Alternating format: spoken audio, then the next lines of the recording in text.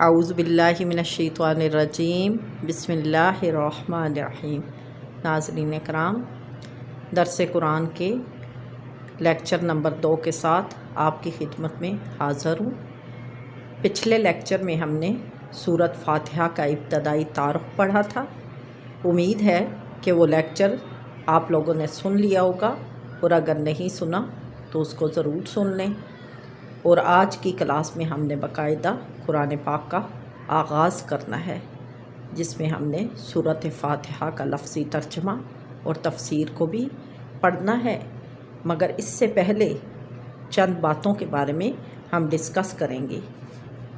وہ باتیں کیا ہیں، ان کو جاننے کے لیے آپ نے ویڈیو کو آخر تک ضرور دیکھنا ہے، کیونکہ یہ علم دین ہے، تو اس کو سیکھنے سمجھنے کی ہم سب کے اوپر ذمہ داری ہے۔ اس کے ساتھ ساتھ یہ بھی گزارش کرتی ہوں کہ اگر چینل پر نئے ہیں تو چینل کو پلیز سبسکرائب کریں تاکہ اللہ تبارک و تعالی اس کام کو ہمارے لیے صدقہ جاریہ بنا دے۔ آئیے بڑھتے ہیں اپنے آج کے ٹاپک کی طرف۔ تو بات یہ کر رہی تھی کہ چند باتوں کو قرآن پاک کی تلاوت سے پہلے جاننا ہمارے لیے ضروری ہے۔ وہ چند باتیں کیا ہیں؟ تو اس میں سب سے پہلے تو یہ کہ ہمیں یہ سمجھنا ہے کہ جس کتاب کو ہم پڑھنے جا رہے ہیں اس کو قرآن پاک کیوں کہا گیا، یعنی اس کا نام قرآن پاک کس حکمت کے باعث رکھا گیا، نزول قرآن پاک کیوں ہوا، کیسے ہوا اور کس کے ذریعے ہوا، یہ بھی اس ویڈیو کے ذریعے ہم جانیں گے۔ قرآن پاک کس مقصد کے لیے نازل کیا گیا اور کتنے عرصے میں اس کا نزول آقا مصطفیٰ صلی اللہ تعالیٰ علیہ وآلہ وسلم پر مکمل کیا گیا۔ قرآن پاک کیوں آپ صلی اللہ تعالیٰ علیہ وآلہ وسلم پر اتارا گیا، قرآن پاک کی ترتیب، منزل اور پارے، اس کے بارے میں بھی ہم اس ویڈیو میں جانیں گے۔ اس کے ساتھ ساتھ قرآن پاک کی حفاظت کس کے ذمہ ہے، قرآن پاک کے فضائل اور فوائد کیا ہیں، تلاوت کے فضائل کے لیے چند احادیث کا حوالہ بھی لیں گے۔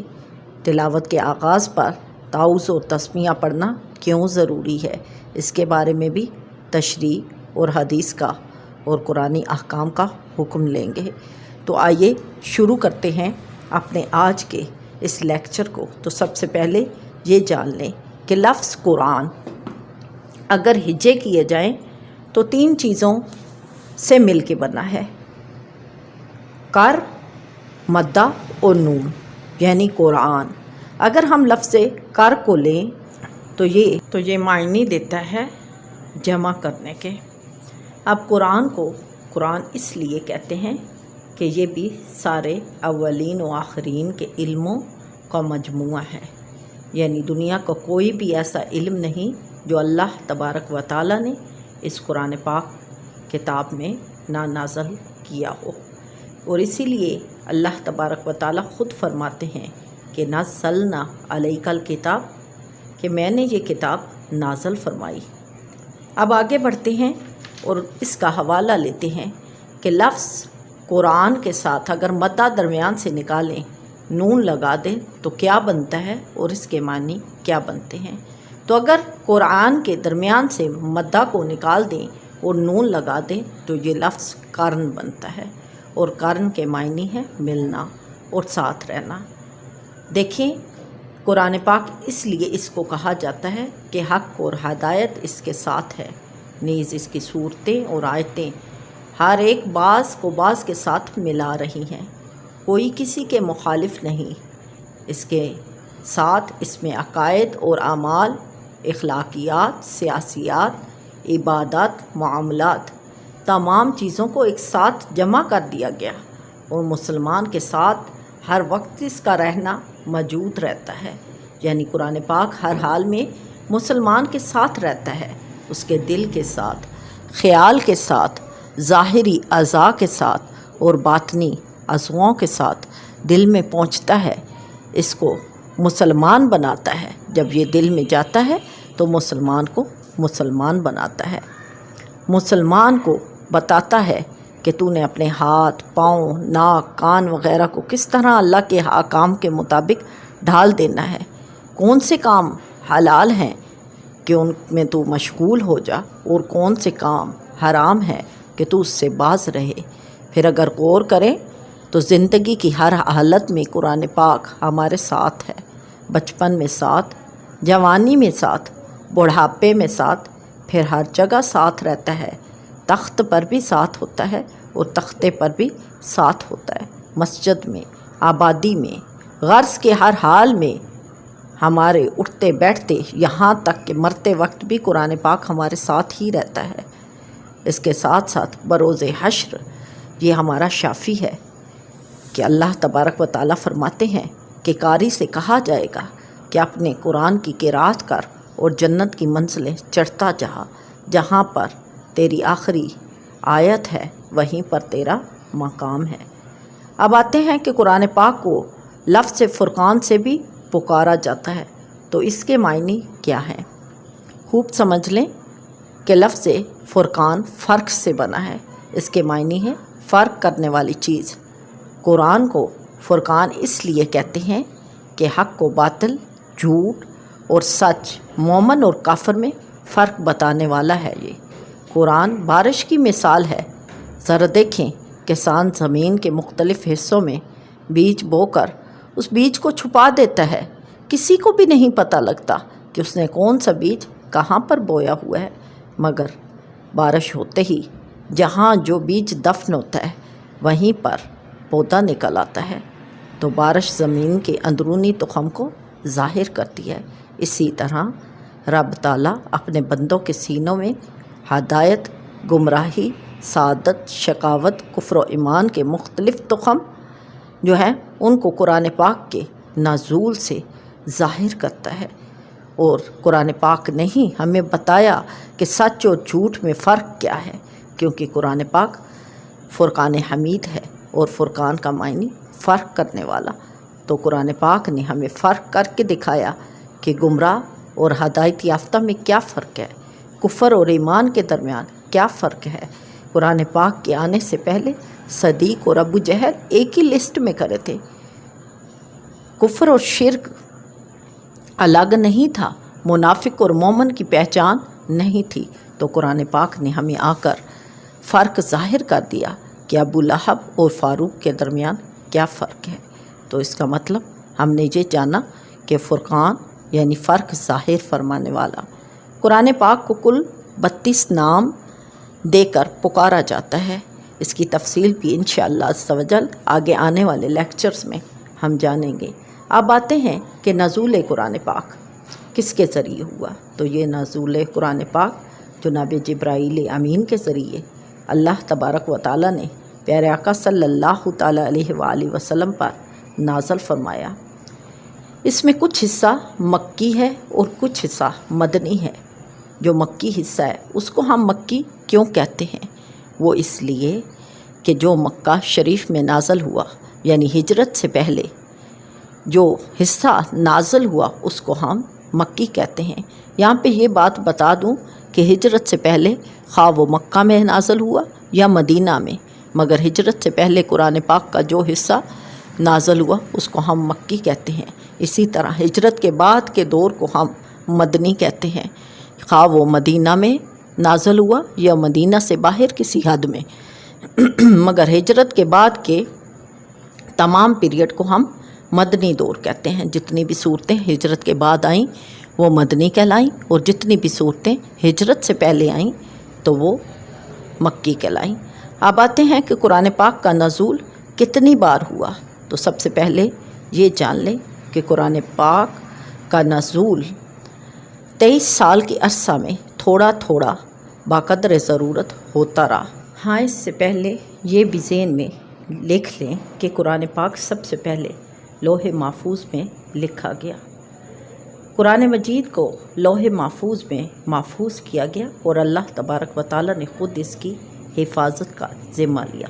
پھر وہاں سے پہلے آسمان پر لایا گیا اور 23 سال میں آہستہ آہستہ آپ صلی اللہ تعالیٰ علیہ وآلہ وسلم پر نازل ہوتا رہا، مگر یہ نازل ہونا لکھے ہوئے کی ترتیب کے موافق نہ تھا، کیونکہ یہ نزول بندوں کی ضرورت کے مطابق ہوتا۔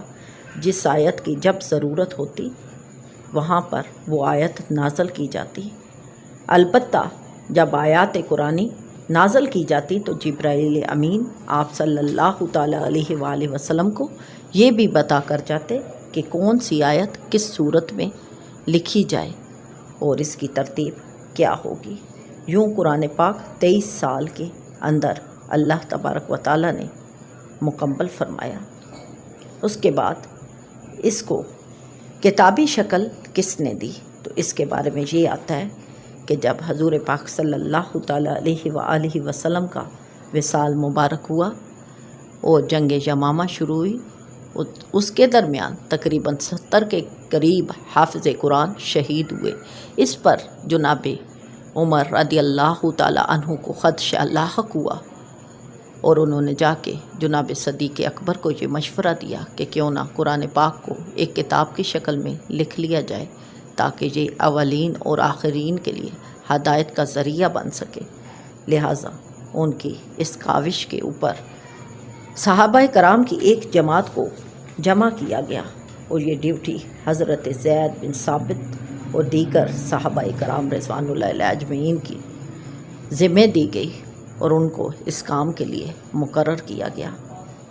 اس کے بعد اس کی ترتیب کی طرف آتے ہیں تو قرآن پاک کو سب سے پہلے ترتیب دینے والے خود رسول اللہ صلی اللہ تعالیٰ علیہ وآلہ وسلم ہیں، لیکن چونکہ ہم پڑھ چکے ہیں کہ اس کو کتابی شکل حضرت ابو بکر اور حضرت عثمان کے دور میں دی گئی تو اس لیے ہم کہیں گے کہ قرآن پاک کو ترتیب حضرت عثمان اور حضرت صدیق اکبر نے دیا، اور حضرت عثمان کو اسی وجہ سے جامعہ قرآن بھی کہہ کر پکارا جاتا ہے۔ اب آتے ہیں کہ قرآن پاک کی کتنی منزلیں مقرر کی گئیں۔ قرآن پاک کے تقسیم جب اس زمانہ میں ہوئی تو وہ 2 طریقوں پر کی گئی، ایک صورتوں کے لحاظ سے اور دوسری منزلوں کے لحاظ سے۔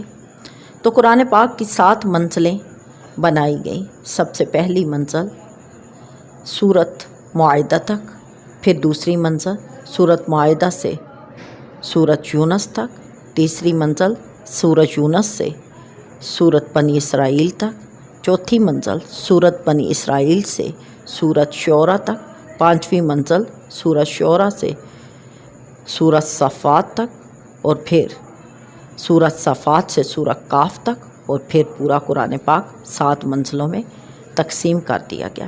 اس کے بعد دوسری ترتیب میں 30 پارے تقسیم کیے گئے اور روزانہ کی بنیاد پر ایک سپارہ ایک منزل کے برابر ٹھہرا۔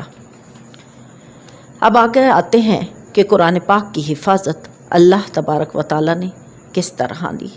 تو قرآن پاک سے پہلے جتنی بھی کتابیں آئیں، مثلا توریت، انجیل، زبور وغیرہ، یہ ایک خاص وقت کے لیے آئیں اور خاص قوموں کے لیے دنیا میں بھیجی گئی۔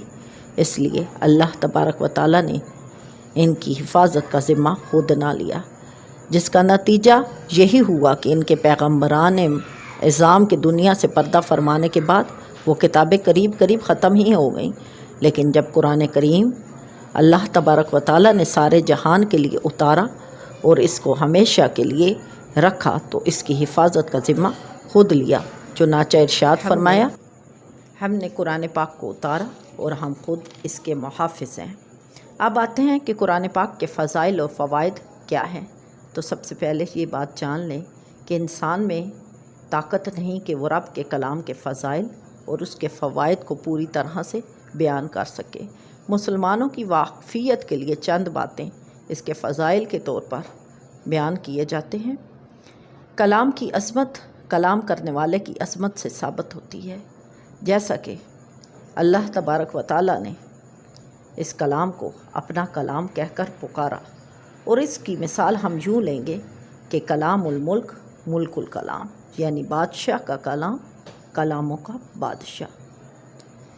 اس کی مثال میں اگر آپ سے بیان کروں تو کچھ اس طرح سے ہے کہ ایک فقیر اور ایک بادشاہ ہے۔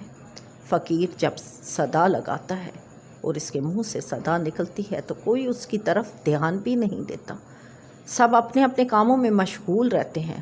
لیکن جب بادشاہ تخت پر بیٹھتا ہے اور کوئی حکم جاری کرتا ہے تو لوگ جمع ہوتے ہیں، اس کے حکم کو سنا جاتا ہے، اس کو لکھا جاتا ہے، اس کو ریکارڈ کیا جاتا ہے، اس کو اخباروں اور رسالوں میں شائع کیا جاتا ہے اور اس کو فوری طور پر حکم کے طور پر نافذ کر دیا جاتا ہے۔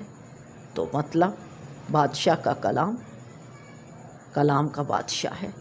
لہٰذا چونکہ اللہ تبارک و تعالیٰ کا قرآن اللہ تبارک و تعالیٰ کا کلام ہے، لہٰذا اس کے اندر جتنے بھی حکم آئے وہ عمل کرنے کے لیے آئے، اور ان کے اوپر عمل کرنا ہمارے لیے مقصد عین ہوگا۔ یہاں پر یہ بات یاد رکھ لیں کہ ہر شخص نے اپنی لیاقت و معرفت کے توفیل اور اپنے عقل کے ساتھ اس کی تفسیریں لکھی۔ جس مفسر میں جتنی بھی قابلیت تھی اس نے اتنے ہی بے بہا موتی اس قرآن پاک میں چن لیے۔ ہمارے اس عرض کرنے کا مقصد کیا ہے؟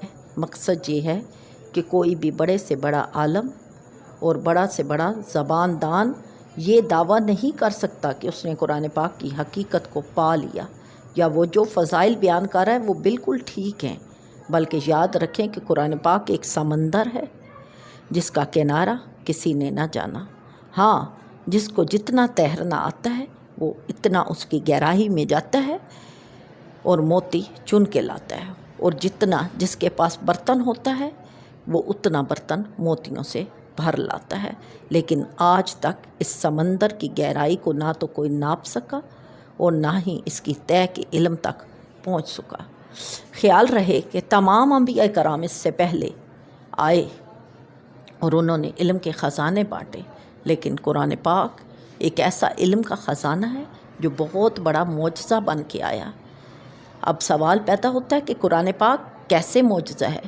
تو یاد رہے کہ تمام انبیاء کرام بہت سارے معجزے اور قصے لے کر آئے، لیکن کوئی بھی معجزہ اگر آج دیکھیں تو ہمیں نہیں ملے گا، لیکن حضور پاک صلی اللہ تعالیٰ علیہ وآلہ وسلم جو معجزات لے کے آئے ان کا سب سے بڑا معجزہ قرآن پاک ہے، جنہیں دنیا نے آنکھوں سے دیکھا۔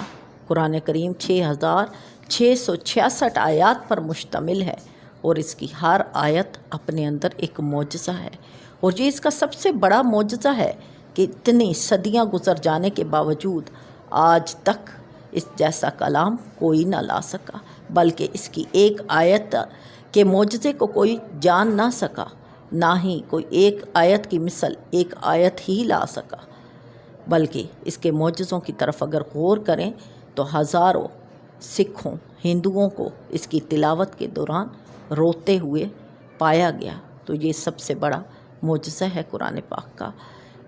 اس کے فوائد کی طرف جائیں تو اس کے فوائد کا احاطہ کسی زبان، کسی قلم، کسی دل و دماغ سے نہیں ہو سکتا، بلکہ یوں سمجھیں کہ یہ عالم کی تمام روحانی، جسمانی، ظاہری، باطنی ضرورتوں کا پورا فرمانے والا ہے۔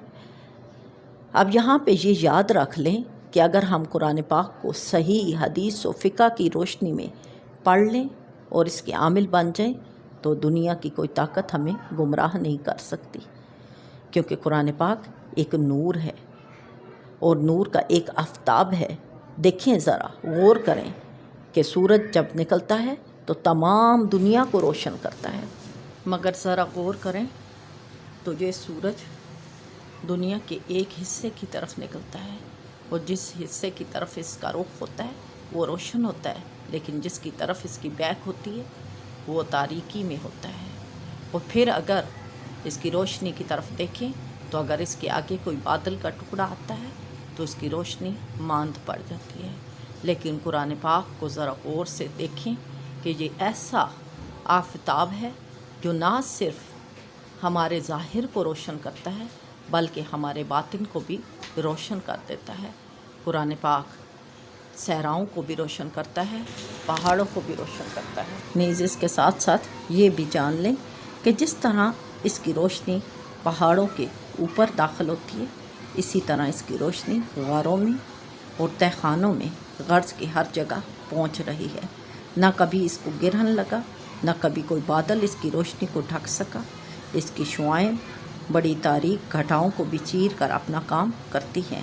اسی لیے رب تعالیٰ نے قرآن پاک کے بارے میں فرمایا وَأَنزَلْنَا عَلَيْكُمْ نُورًا مُبِينًا، کہ ہم نے قرآن پاک کو نازل فرمایا ایک کھلا نور بنا کے۔ لیکن افسوس اس وقت ہوتا ہے کہ آج ہم لوگوں نے اپنی بے علمی کی وجہ سے قرآن پاک کی فیوز و برکات کو محدود سمجھ رکھا ہے۔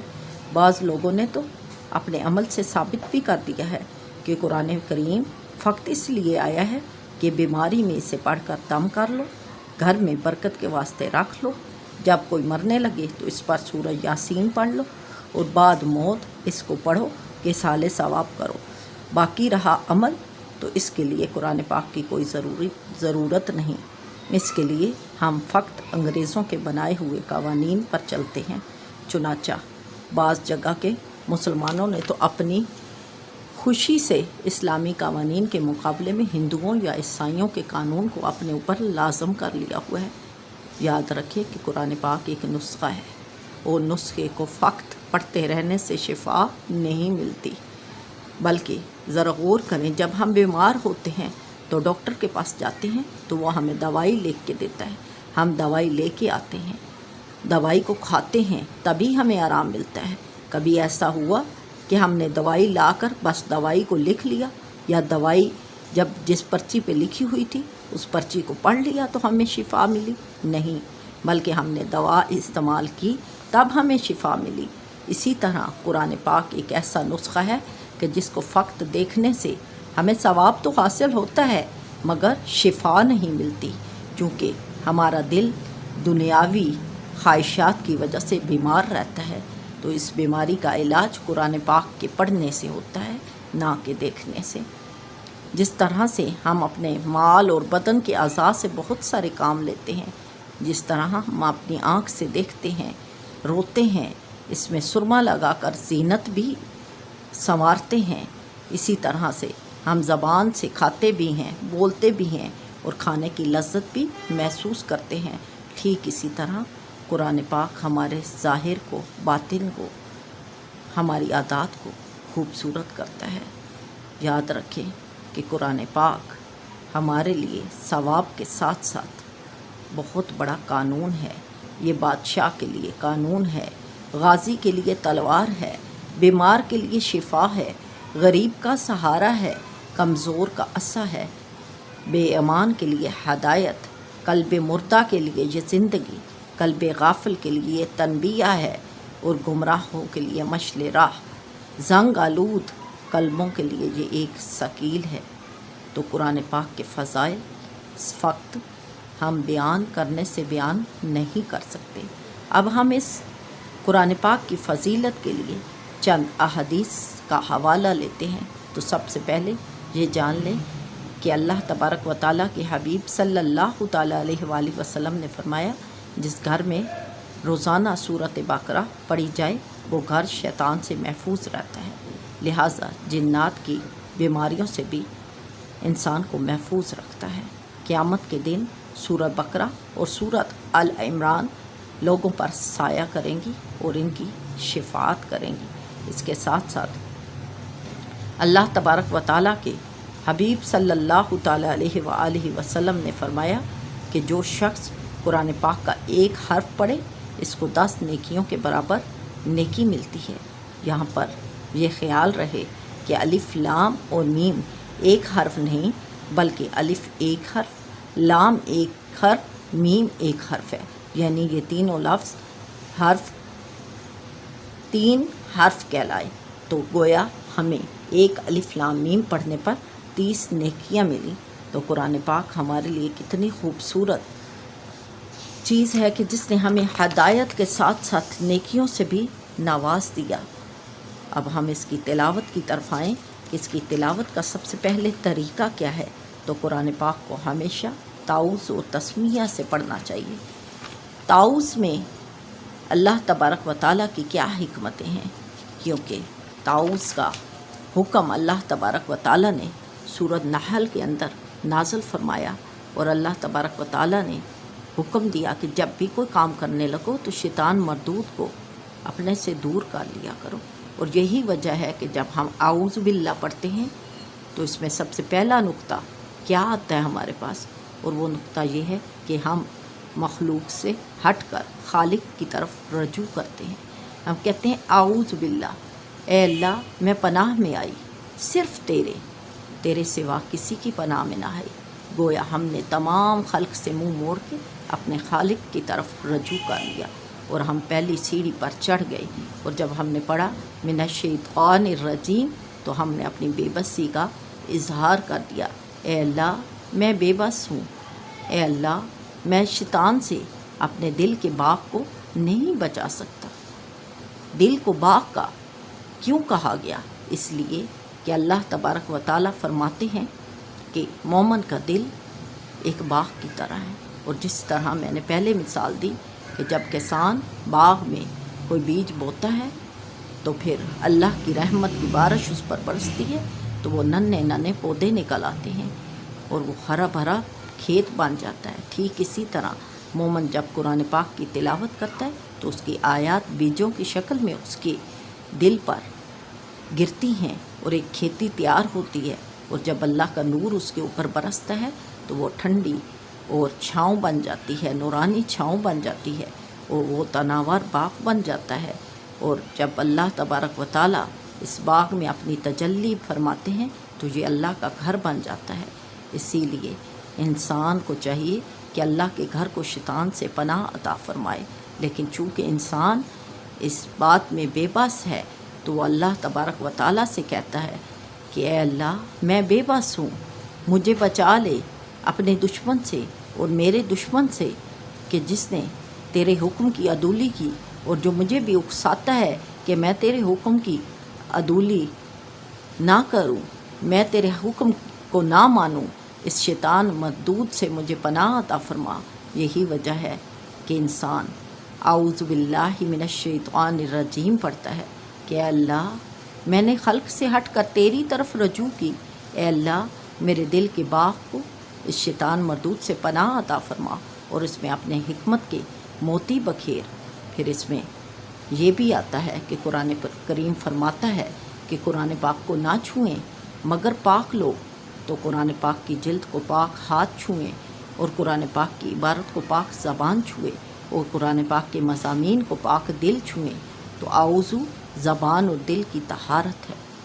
شرک کرنے والا گویا قلبی جنبی ہے، اور گناہ گار گویا قلبی بے وضو۔